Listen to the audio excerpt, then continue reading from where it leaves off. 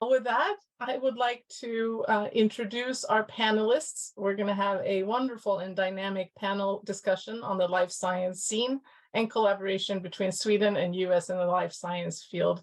And I'm very excited to have us joined by wonderful speakers. We have Anders Essen-Möller, David Becedas, and Åsa Wallin. Again, sorry if I'm mispronouncing any of the names, but we're excited to have you here. And let me just give a short introduction. I know we're short on time, but Mr. Anders Essen-Möller is a Swedish serial inventor and entrepreneur focusing on the development of treatments for autoimmune disease, in particular diabetes, which we heard about today.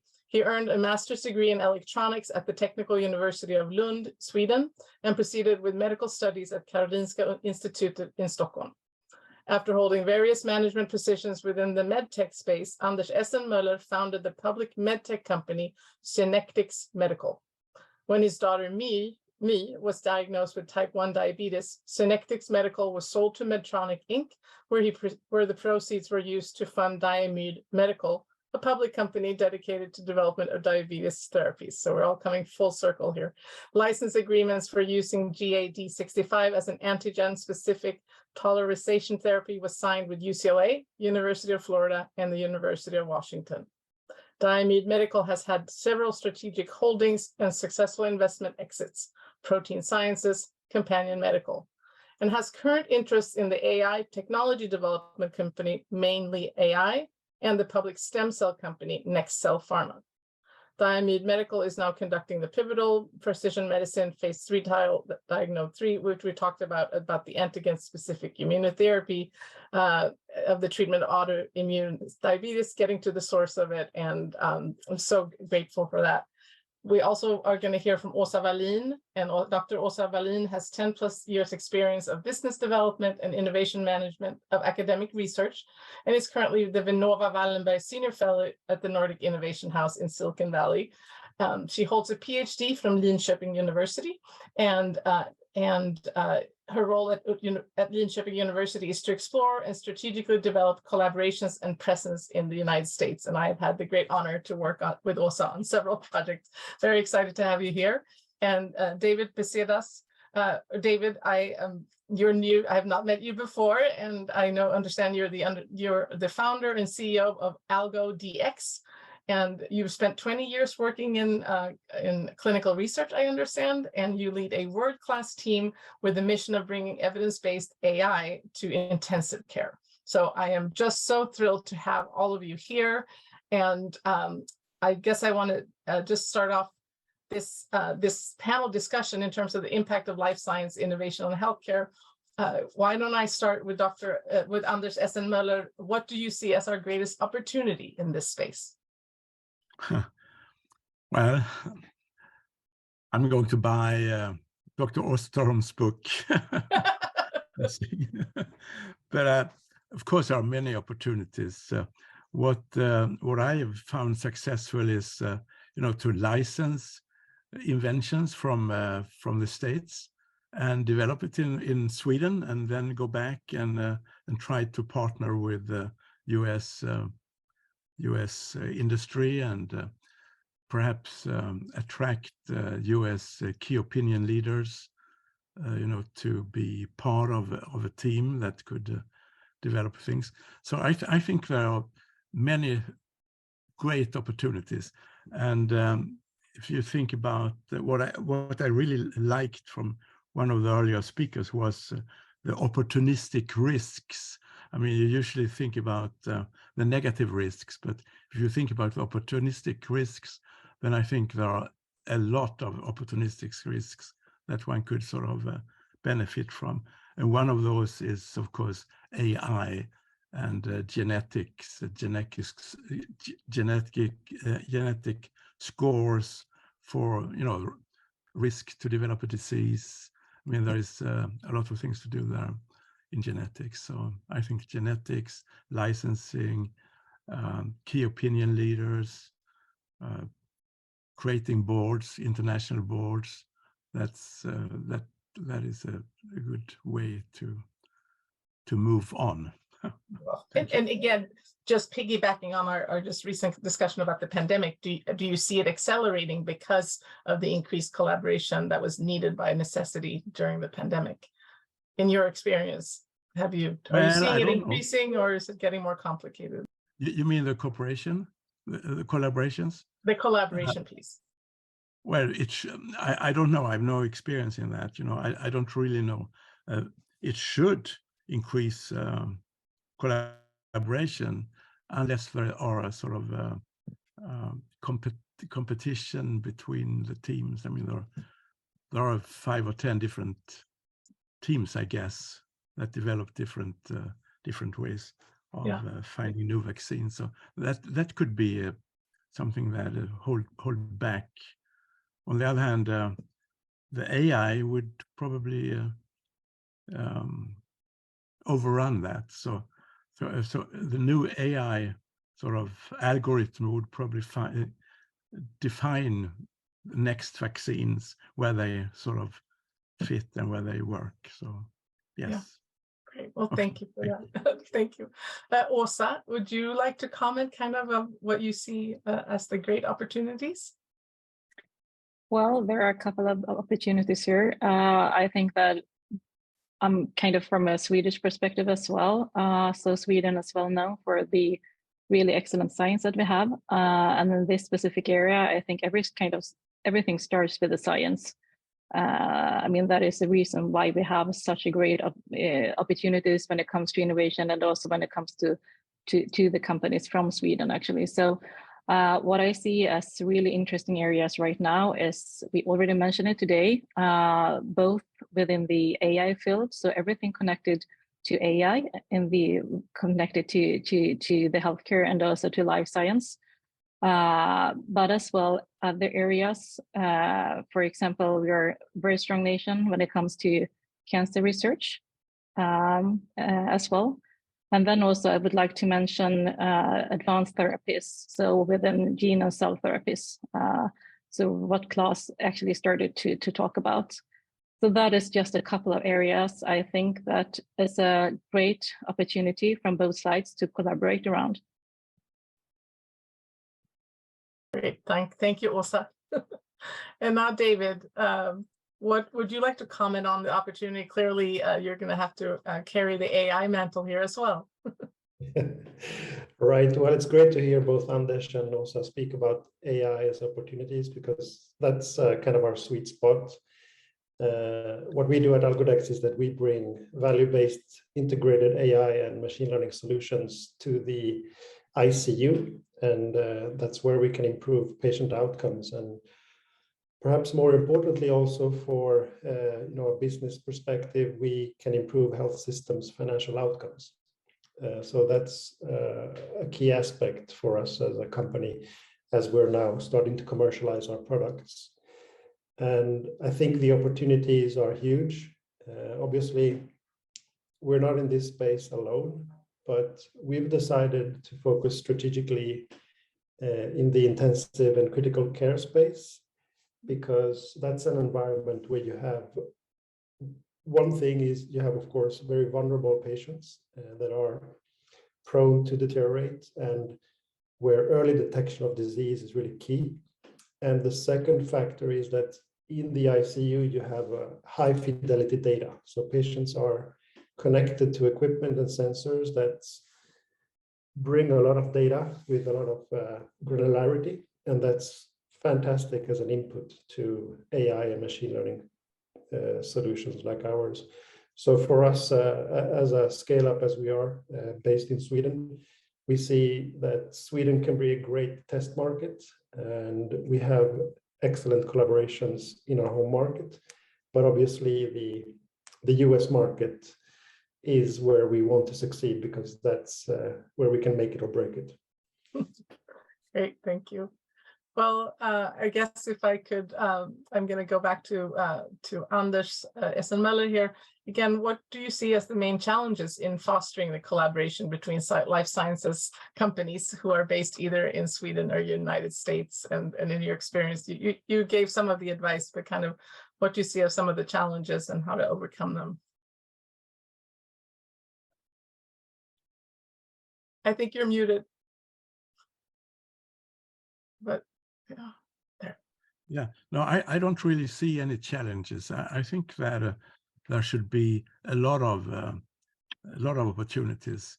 What is, I mean, there is one of our earlier speakers talked about difference in how do you say, how we are. I mean, nature. I mean, the way we talk and the way we speak and the way we communicate are perhaps different between the countries, but I guess no, I don't see any challenge. I think we have a wonderful cooperation with many American key opinion leaders, as well as we have with, I would say, all European key opinion leaders.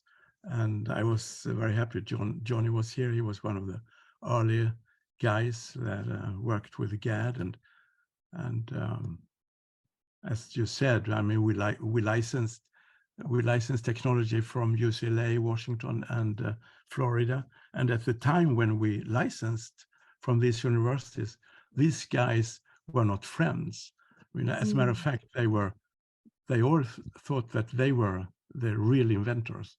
And it went so far that it went into court, and the judge said that UCLA came out as a winner there with a patent that is still valid for this drug, based on the antigen GAD. And after that, we have added many things to that IP. For instance, Johnny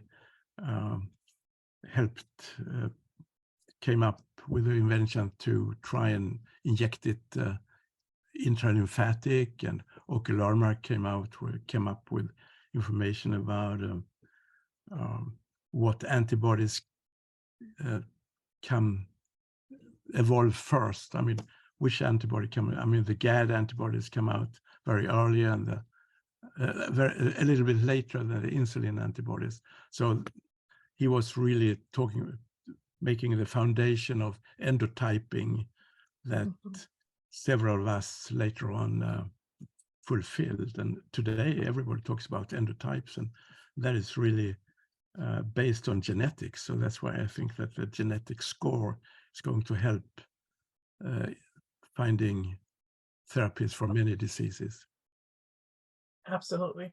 And thank you so much. I do think it's very interesting, your experience with the academic organizations, as well as private companies and innovators, and going back and forth, taking some things from the United States, testing it in Sweden, and then going back, and vice versa. So I think those are the lessons that you're sharing from those partnerships is really valuable. I'm going to ask Åsa now, because I know she is involved through Linköping University with the Sirius project, and I am going to ask you to discuss why is that a project that you're involved with, and what do you see some opportunities there in terms of collaboration internationally among universities? Yeah, so, and also I would like to thank you for me being able to participate in the panel here as well. So so Sirius is a Swedish US platform to really promote collaborations, both academia to academia, but also academia to industry. And it's a platform to kind of promote as well talent mobility and talent attraction between the countries, and in that way kind of strengthen both countries, of course. And I think that platforms like Sirius is of value, because one of the challenges is really to kind of how to navigate in the system. Not only to kind of find it's about matchmaking, of course, it's by to find the right partner, but it's also to kind of understand the systems. And when it comes from a more academic perspective, because life science and what we are talking about now, it's very, I mean, as I said before, it starts and it ends with the good science. So academic kind of collaborations, it could be like clinical trials, for example, etc. But you have to be well connected with the research. But it's also a way to understand how it works, and also a little bit, for example, one one like idea of this is that it's very hard to transfer your CV from Sweden to US and from US to Sweden, for example. Also a little bit about the different levels within the academia, but also I think industry, it differs. So how to kind of navigate, how to find the right partner and also the right person to do things, and also to kind of who to contact and so on. And then also Sirius, it's also it's an excellent platform in the way that SAC is kind of coordinating this.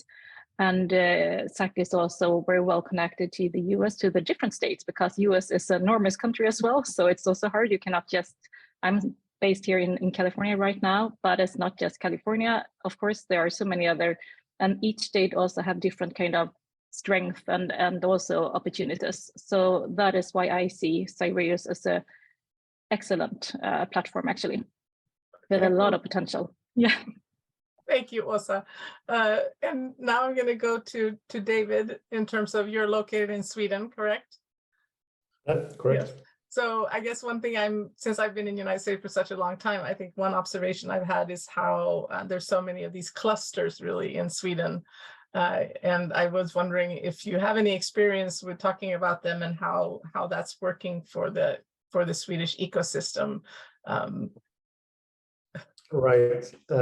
Well, first I'd just like to comment, and I was so glad to hear Anders as such a successful entrepreneur tell us that he doesn't see any challenges. And that's, I think, a trait that is very common for entrepreneurs, that we don't see so many challenges. We're biased. We see opportunities.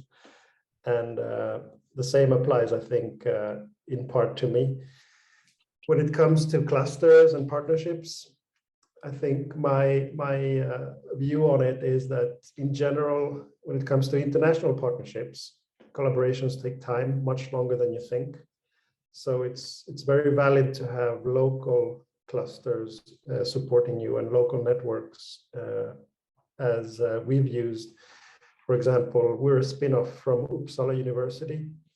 So we've been able to use a lot of the resources provided by the university for startups initially.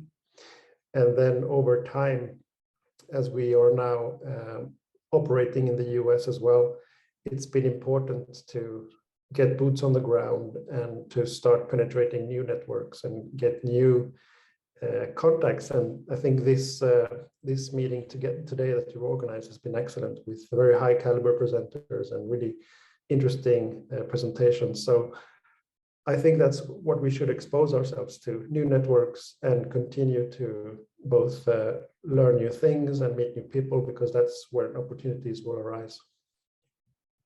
Thank you.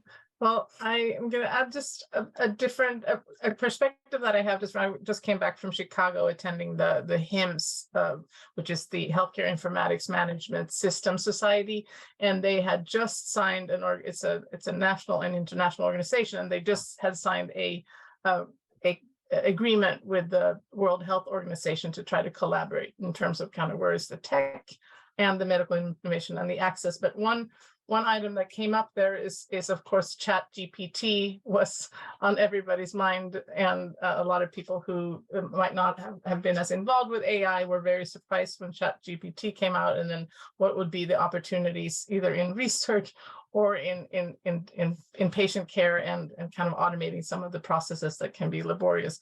I think what I wanted to ask you is, in terms of this, today we're talking about life sciences and the work that everybody's doing and collaborating, but how do you see the perception of AI different in the US, the people in the United States that you're talking to, versus Sweden? Do you see any differences kind of in adoptions or worries, and just kind of that that sense of how open people are to AI or not? I think there's a general openness. I mean, I also was at HIMSS in Chicago, and there was a extreme focus on AI, as I'm sure you noticed. And what I think is important to remember is that AI should be an assistant or an assistive support to the experts. So in our case, for example, we develop clinical decision support software for intensivists and for nurses in the ICU. We will never replace any qualified staff, but we can augment their decision making.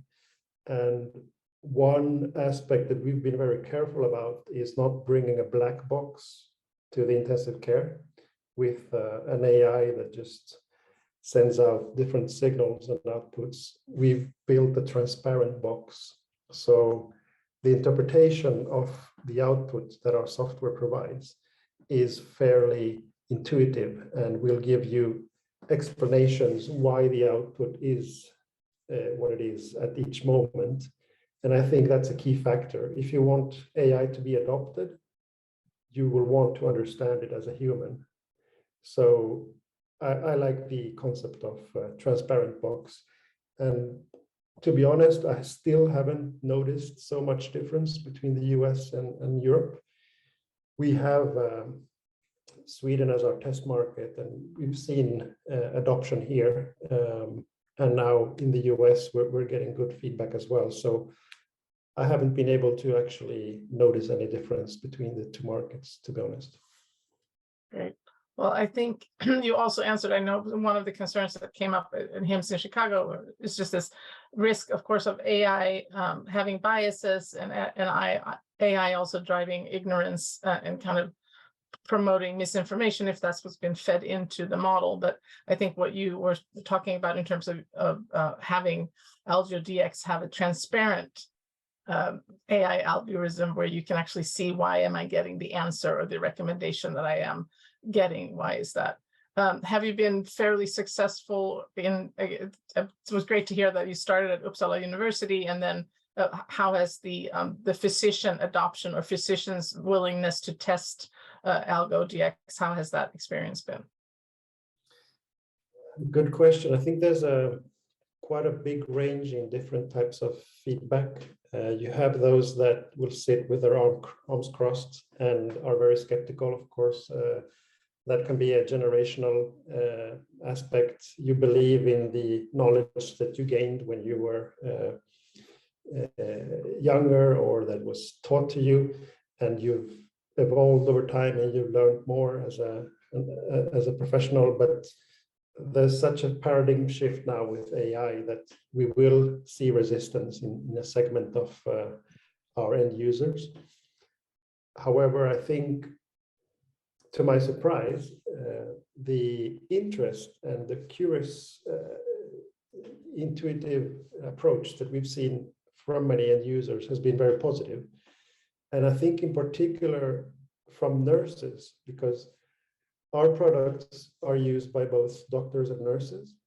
And it seems to be, in general, I'm of course speaking generally, easier to speak to nurses when it comes to the benefit and the operational efficiency that AI can bring to them.